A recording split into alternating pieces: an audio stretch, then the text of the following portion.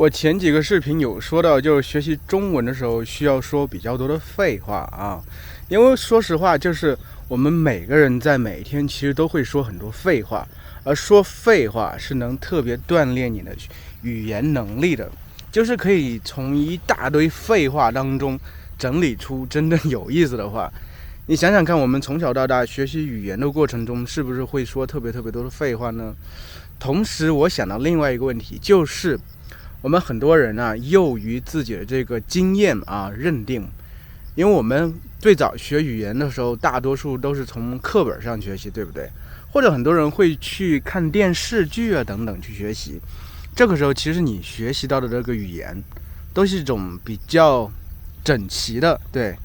比较美的语言吧，相对就比较整齐整洁的，经过修剪的这个语言。但其实，在现实生活中啊，我们任何人真正说话的时候，都会说很多废话。就像我现在这种说话状态，我是需要很多时候去思考的。说着说着，我突然可能会在那一瞬间会跳到另外一个思维，所以我的语言它不是完全是连贯的，就是它会有一定的中断，会有一定的跳跃，会有一定的这个突然断片了，不知该从何开始啊。甚至比如说在某一个词儿的时候，我会出现选择困难症，我会需要在那一瞬间突然陷入沉思，我在想我应该选哪个词呢？这个状态其实就是我们真正平常中的这个状态。其实我看到很多中文学的很好的外国朋友啊，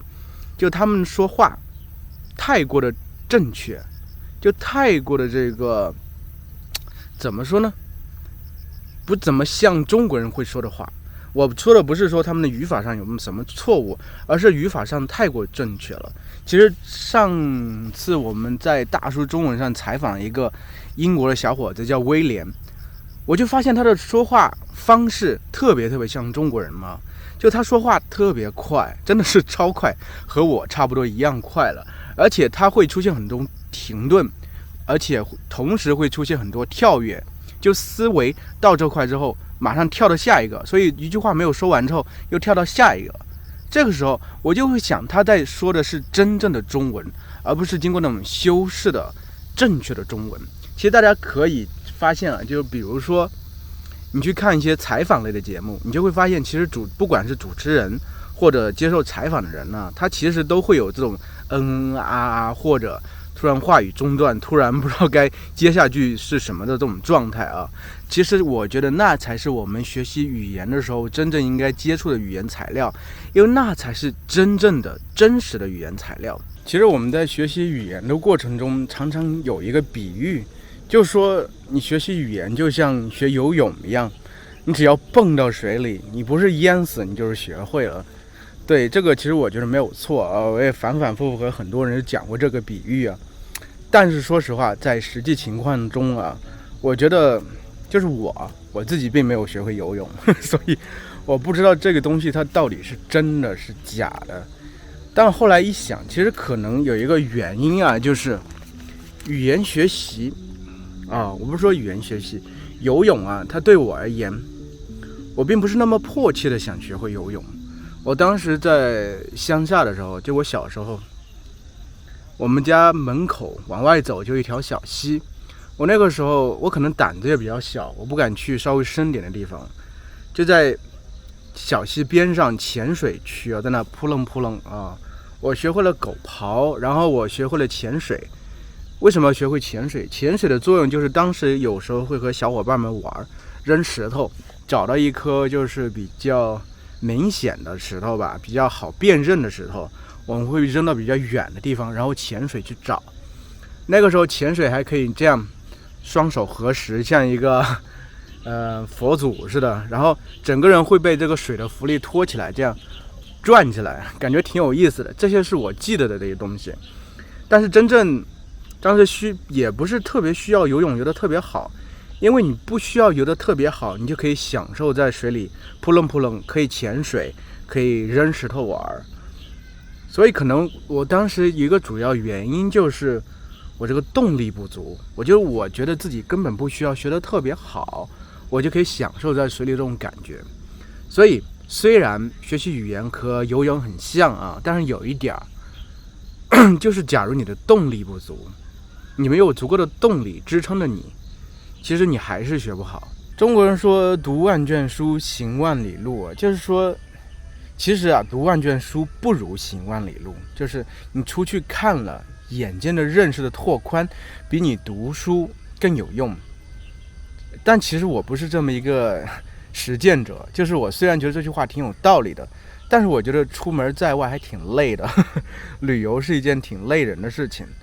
虽然在当下，比如说你到一个相对比较陌生的环境，其实是有很多新鲜感扑面而来的，但这些新鲜感对于我而言不足以让我去就下定决心要出去往外去探索。当然旅游这个事情，以前我一个人独自，我是真的没有任何足够的耐心就和足够的动力去做这么一个事情。但是有了自己的孩子和老婆之后，还是不得不去改变一些自己的既有思维模式。不过其实我和我老婆之前去旅游的时候，还没有孩子的时候，我们旅游真的只是去找吃的，因为我老婆比较喜欢吃美食啊，她就是我感觉她也挺挑食的，所以现在能感受到我儿子为什么挑食，我老婆这个基因有影响吧。而且她对美食很挑剔，而且有比较敏锐的这个味蕾吧，她能真正品尝出食物的优劣所在。但对我而言，因为我好像对食物没有特别深的感觉，好像很多东西在我吃来是觉得挺好吃，但细微的差别是很难体会出来的。在这一点，其实我觉得和从小的生长环境也还有挺大关系。就从小，我们家大概从小学3年级开始，就基本上过上了这个比较小康的生活吧，就是不再那么穷了，能吃上很多好东西。但对我老婆他们家一直是到高中之后生活才慢慢好起来的，所以对她而言，小时候食物比较匮乏，所以长大以后对食物的需求比较多。我之前讲过，就是我们家冰箱永远是满的，这一点其实帮助了我们当时度过这个疫情封城期间啊，因为我们家里有这么多囤的这个食物，所以根本不怕啊。就其实到我们这个年纪，就大概应该都知道，就是应该好好的锻炼身体啊，因为身体这个状况确实和年轻的时候没法比了。年轻的时候似乎怎么糟蹋都没有任何关系，这个时候其实有时候比如说熬个夜啊什么的，或者心情不好啊什么的，很快在身体上就有反应，就能表现出来。所以我们其实也挺注意身体健康吧。但是我觉得就是你怎么锻炼身体，这有一个点很关键，其实和学习语言也挺像的，这可能是职业病吧，什么东西都能联系到学习语言上。就是真的就是锻炼身体，就是你要选择这个项目必须适合自己。很多人会出去骑车呀、跑步呀、爬山呀等等，对不对？但是对我而言，就是跑步，因为跑步其实是很多人都特别喜欢这么一个运动啊。但跑步对我而言，觉得真的很无聊，就这样跑一跑有什么意思，对不对？所以我觉得对我而言，真正的可能能锻炼到身体的方法只有2个吧。走走路啊，我因为现在每天我几乎都出来拿个相机在边拍边走，或者坐下来走一走坐下来，因为我们家这个附近的公园还挺大的吧，我觉得这里在一定程度上是锻炼身体。第2个其实就是我一直以来挺喜欢的运动，就是足球。足球是我大概小学4年级的时候就开始踢球了，就工作之后就没有时间。最近终于找了一个借口，你知道什么是借口吗？就是我儿子终于开始上小学了，我就给他洗脑，就说啊，你有爸爸这个基因，你这个足球踢的确实挺好的。当然，在一定程度上，我觉得他的球感还可以啊，所以就给他报了这个足球的这个社团。对，他们小年纪小学就是社团了，所以通过这个借口啊，就比如说星期六的时候早上就带他出来到公园里踢1个小时的球。平常在家里头的时候，你拿一个那种小小的那个好像是布做的足球和他练一练，其实这在一定程度上也是锻炼身体吧。